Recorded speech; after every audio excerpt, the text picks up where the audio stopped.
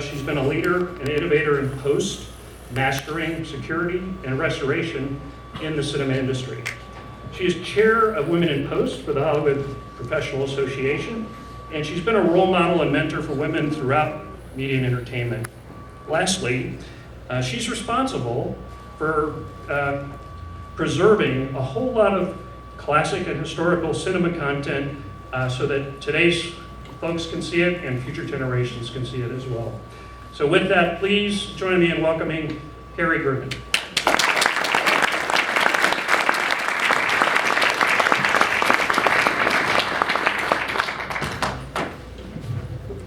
Well, good afternoon, everybody. Welcome to the inaugural Cine Merge. We're very excited to talk about things that affect those of you in production all the way through delivery. We're going to start off talking about HDR, and I don't think there's any more three letters that can bring so much excitement and actually so much angst and fear into people's hearts. And we talk a lot about HDR on the back end of delivery and how are we going to get it to theaters and how we're going to get it to platforms like Disney Plus and Netflix and Hulu.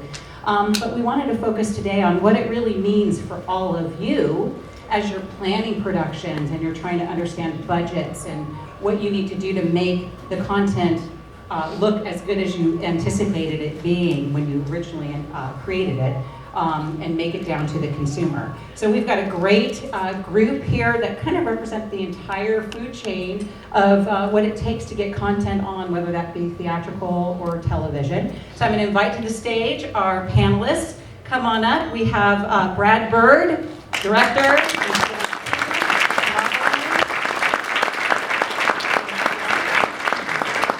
Daryn Okada, ASC, cinematographer.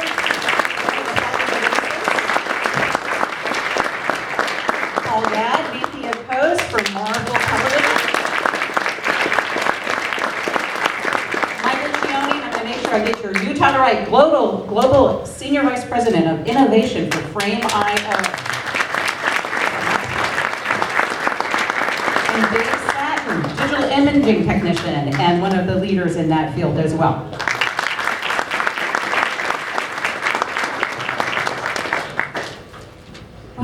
So Brad, 5 years ago, when you did Tomorrowland, when you look at what you did then and what you're doing now, how have things changed? Well, it was really hard because, we were the guinea pig, but we were volunteering to be the guinea pig, and we saw a test of what Dolby Vision looks like, and we were really blown away, and we thought, this is a fantastic new tool, and so that's what it is. There's anytime you improve something, you also have new problems. Part of the problem of getting the resolution better is that you can see more, which means you have to work a little harder to make. This has been a problem with makeup, where the minute high definition television came in. There was about a 6-month period there where every talk show host just looked like a clown because their makeup was done for different, cruder cameras. And so they had to revise how they approached makeup. And so we had some of that, but we had to talk way more than you probably want to talk. We had to meet more than you want to meet. But we were really happy with the results. Yeah, no, it was amazing what you got done, especially considering it when you started. HDR wasn't necessarily part of the conversation. No, and what was really challenging, because again, it was a tool, is the amount of light that you could get, and the fact that the blacks were so deep, and yet you could have tremendous detail in the blacks. That was something that we were that for any filmmaker who's visual, that's sort of a holy grail, because there were, this is back in the Stone Age, but there was word that if you want to get great blacks, go to Technicolor Rome because they know how to do it, and there were certain processes, certain stocks that gave you better blacks, way long ago, you had Gordon Willis pushing the edge of blackness on Godfather and stuff like that. But the difference is you got rich blacks, but you didn't have the detail. The detail fell off with the light. And with this new process, you can make something pitch black and still see into that black. And there was a scene in the film, Tomorrowland, where the lead character, the young lady named Casey, is in a kind of grungy police office, and she touches this pin and is suddenly in sunlight with vision as far as the eye can see in a wheat field. And we were salivating over this opportunity to shock the audience by, like, if you actually did touch a pin and were suddenly in sunlight, it would almost be painful to switch because your eyes are not adjusted to it. Well, we tried pushing it, and it was too much. So we had to actually back off of it a little bit because it stung too much. And to me, that's the situation that you want to be in, because your technology is overperforming. And so we just were delighted with having this new palette. Yeah, it's almost like early days of the resurgence of 3D, where people, it's kind of how you get away from it being gimmicky or just being there for the sake and actually artistically tell a story. Yeah, and like 3D not being painful. I mean, again, a million years ago, I saw House of Wax in 3D on the Beverly Theater, and they had 2 projectors. And, 3D worked, but man, your eyes were bleeding after about 20 minutes of it because it was kind of crude. Yeah, it's kind of like, Rick, and I know you and Rick Sayre worked really carefully and closely with Deluxe to, with Dolby, to actually try to figure out how do you get this out to something that can be seen without hurting people, without having a bunch of anomalies. Right, I mean, it's kind of like an ape suddenly getting a lightsaber. It's like, you're damaging things, unintentionally, So we were really happy at having that much firepower, but it did take us a little bit to master it because it was so wide. The light gamut was so wide. Yeah, and then you went right from Tomorrowland to start working on Incredibles 2. Yes. So how did you take the lessons and what you saw in your experience with Tomorrowland and use that to shape how you were going to deal with animation, which again is completely different? Yeah. Well, it's not as different when you're dealing with computer animation because it mimics real lights and real lenses. But I basically knew with really great confidence that I could have sequences that were really dark and have the audience just be able to see what I wanted them to see. And that I didn't have to push the light. I could actually keep it really subtle. There's a scene where Bob / Mr. Incredible walks into this dark room and his wife, who is hypnotized, we won't go into the story, but she's hiding behind a pillar. And I always wanted the audience to see it just a beat before Bob did. And I was just absolutely confident, having worked on Tomorrowland, that we could make it really dark and have it be readable.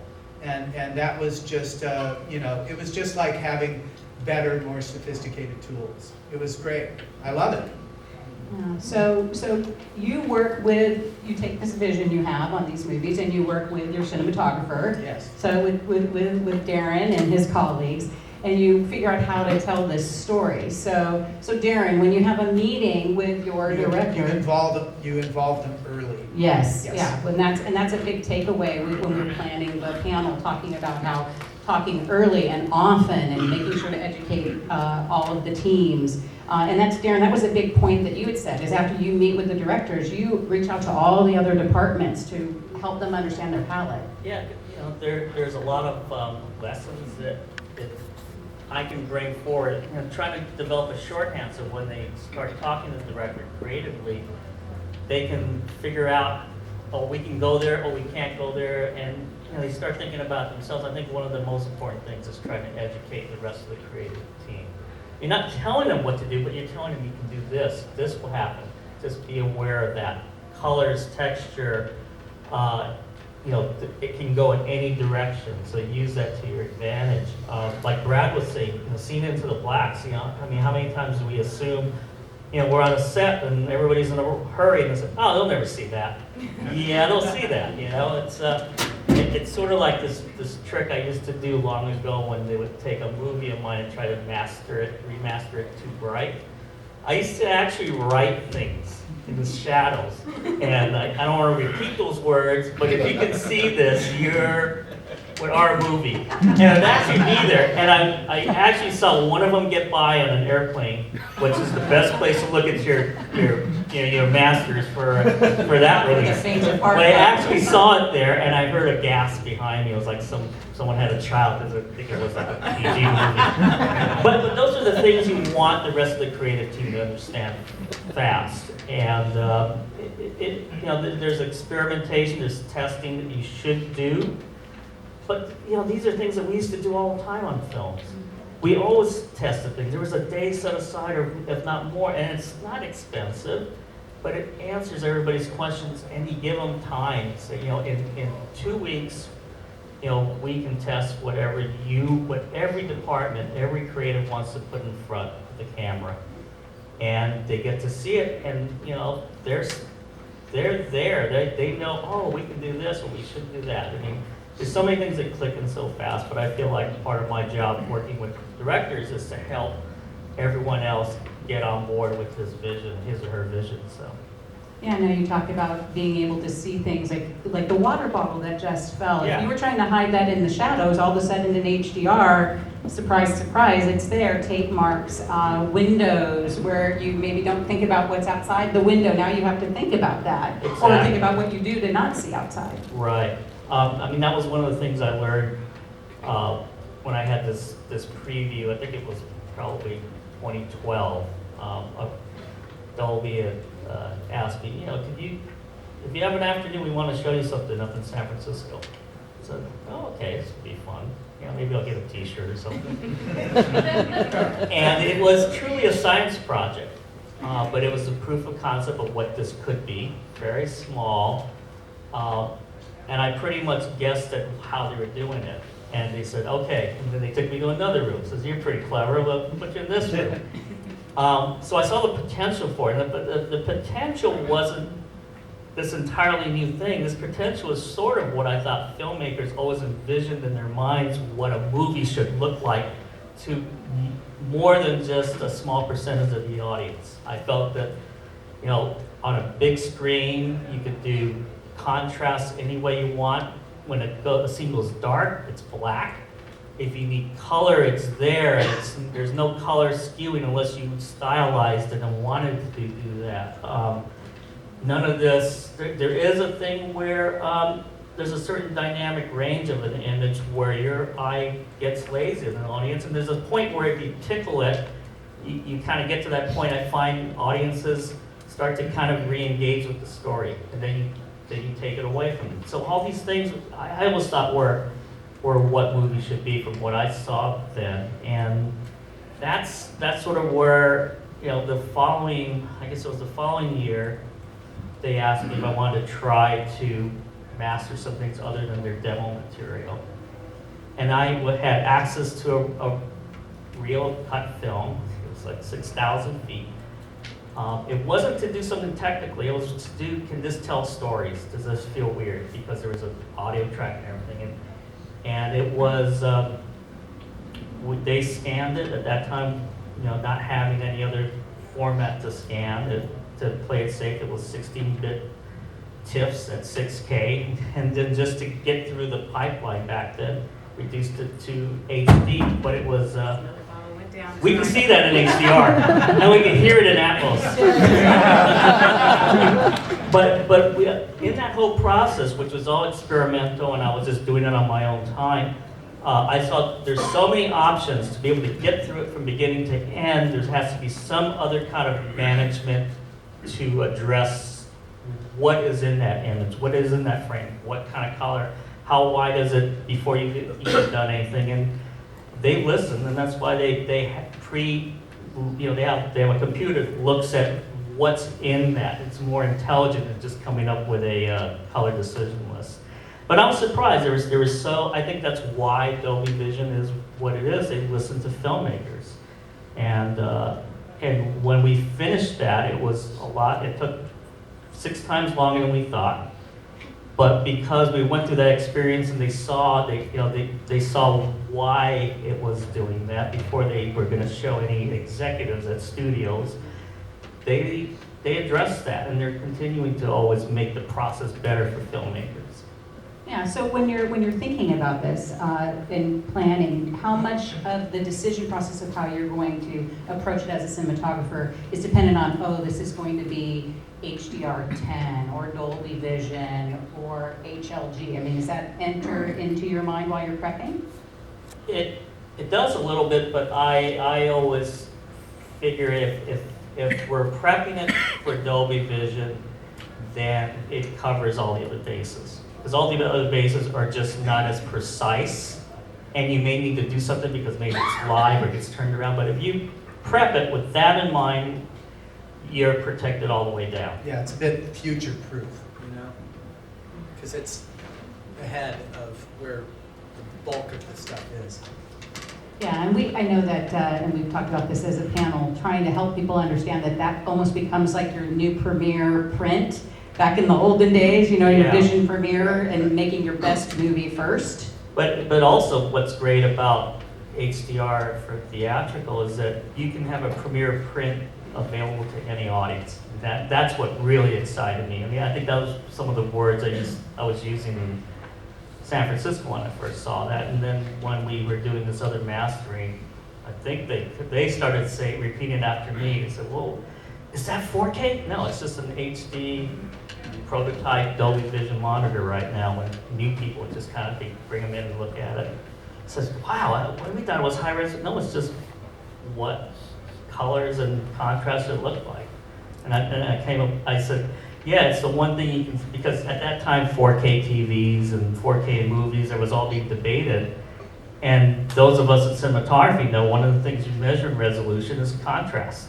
You have lenses, you can look at line pairs, but when you see line pairs in contrast, you have to make that decision. And what Dolby Vision did was it just made it all very distinct, or having that HDR capability. And I would just say, yeah, you could be across the room and you see a difference in that where you maybe wouldn't have seen it if you don't see 4K. So both of them should go hand in hand. Don't push one without the other. And I was pretty adamant about that. Yeah, because I think that's one big misnomer about HDR is that it's resolution independent. You can have HD HDR and you can have 6K and 8K HDR. It's about the wide color gamut and the high dynamic range, not necessarily about how many lines of resolution or how many pixels. So you're going to create this beautiful image for your filmmaker, and then it has to somehow get translated down the pipeline, and that's, Dave, where you come in, Mr. Satin. What do you have to consider as you're starting to prep for these shows? And it's not just big movies anymore. No, it's the smallest, weirdest things sometimes. People get very attached to things. Flavor of the month. Great, this is HDR. Okay, great. Do you guys want to know what that's going to cost? Is that important to your project? Sometimes it isn't. I'm going to say that, I'm going to say that as an evangelist of this, as a technology evangelist, one thing I need to do is to try to take these incredibly complex, nuanced things and make them simple to understand so that they're not scary. DITs should never fear complexity, but when you can avoid it, you should. Also, not every filmmaker you might work with is as technically minded as the people on the stage, and that's another thing that needs to be respected. You can't, you don't want to go into 10-minute long speeches in production meetings and have people's eyes roll up on top of their head because they stop listening after a while. It's funny. I remember going, 3 years ago I went to the HPA conference, and all the engineers in the room were very upset because it seemed like the TV manufacturers were reading this charge to do something. Obviously, the thing they were wanting to do was to sell more TVs. And it's funny, I always scratch my head because people don't understand that HDR has nothing to do with the number of lines or pixels on the screen.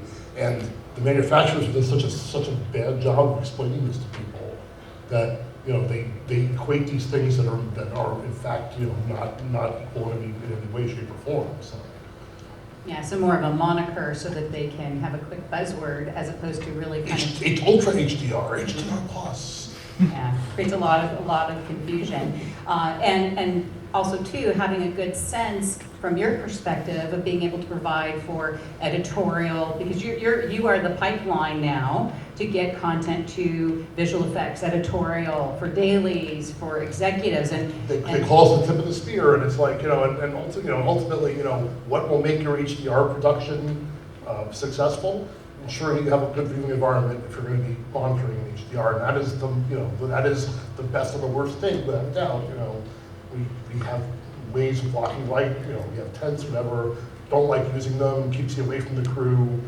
But if you don't look at this in the right environment, and you don't know what you've got, and you're not supporting the production in a good way. The other thing is to really get a sense of, you know, who's looking at what and when. You know, I work on this TV show that's a multiple part thing for a large company, and the person that decides everything looks at the rough cut from the avenue, and that's all she will ever see until the thing's completed. And I don't know if any of the stuff's ever. I mean, I know it will be streamed in HDR, but what we have to concentrate on while we're shooting it is making the very best looking SDR we have, and using, you know, proper equipment to make sure that we're not doing anything bad to that eventual HDR release. And sometimes it's the other way around, where, you know, yes, we only care about the HDR, except as an audience. Well, I'm switching has to go on. We have to have both these things, and they have to coexist seamlessly and simply, because you don't want to spend time trying to fix these things later. I would much rather have the color sessions be used to make the thing better, and not just to fix problems that we missed because the water bottle was in the thing, the camera was too noisy, and, you know, whatever. And you know, towards that, you know, all the tools that we have are advancing rapidly and getting much better. So it makes, you know, 2 years ago, I would do HDR jobs. We would have parallel monitoring paths, and the best we could do is to have a color management channel for each camera in each color space. And that's a lot of things to manipulate and keep in sync. And now I do that with, you know, a couple of small boxes, you know, that some of the manufacturers make, that just make my life so much simpler. Yeah, and we talked about communication, so again, talking early and often and making sure everyone's on the same page. So from the DIT side and from the cinematography side, how does like ACES play into this? Do you give you a common language? I know we talked about that a bit. Yeah, it's a common language that you can actually get a feel for it, but you can use it to do anything you want. At least there's a lot of variables at play. There's different looks, and what ACES does, you know, for myself is it gives some way that we can all talk that like you know, that scene, you know, looks like, you know, it falls into this place, or I use it to verify things. You know, why did that look so bad? Well, now I see what those numbers are. It's like, okay, that's where this, and then it happens, you know, or there's a look modification that I had in line, and that's not there, and that's why this number came out. So I find it as you know, the answer to at least get be able to quantify what you're asking for, and the possibilities on both ends, going in and going out, are unlimited. So you have those two things, and you don't want to be limited, you know, by what you want to create in front of the camera and what you want to put up on that screen. So to have three different variables going on, I think makes it too much of a science project, and you can't get it out to everybody. Whereas, you know, we have these great cameras now, we have these great display devices, but to have that intermediate language that describes everything with wide color gamut, with wide wide dynamic range as far as densities go, I find it really useful. I mean, it's hard to just say, put it at 11. I mean, what does it mean at 11? No, but you know, it's, having watched this develop, there's people who know me well, who I was not a fan of that idea when it was launched, and now I can't imagine working without it. I mean, it does quantify so many things, in that if there is a problem later, you can generally, like in a 2 or 3 line email, solve all the problems. Just, you know, pick this, you know, it wasn't ACE to CCT, it was ACE to CC, it wasn't 1.1, it was 1.2. But okay, go to your software, click the other radio button, and like the picture looks like what the dailies look like, if that's what the intent was. And it takes so much of this, you know, ridiculous secret sauce thing and makes all of the results you're going to do quantifiable. And this is so important in VFX movies because, like, you know, people are going to, there's going to be frames flying all over the world, right? I went to the DJ last night and saw you know, Ford versus Ferrari, and like, man, there was like 10 minutes of visual. I mean, this is a movie that didn't feel like there was a lot of visual effects, but there sure were a lot of places that worked on it. And every one of those vendors has to have the asset delivered to them in a way so they know what the filmmaker's intent was, so that when it comes back.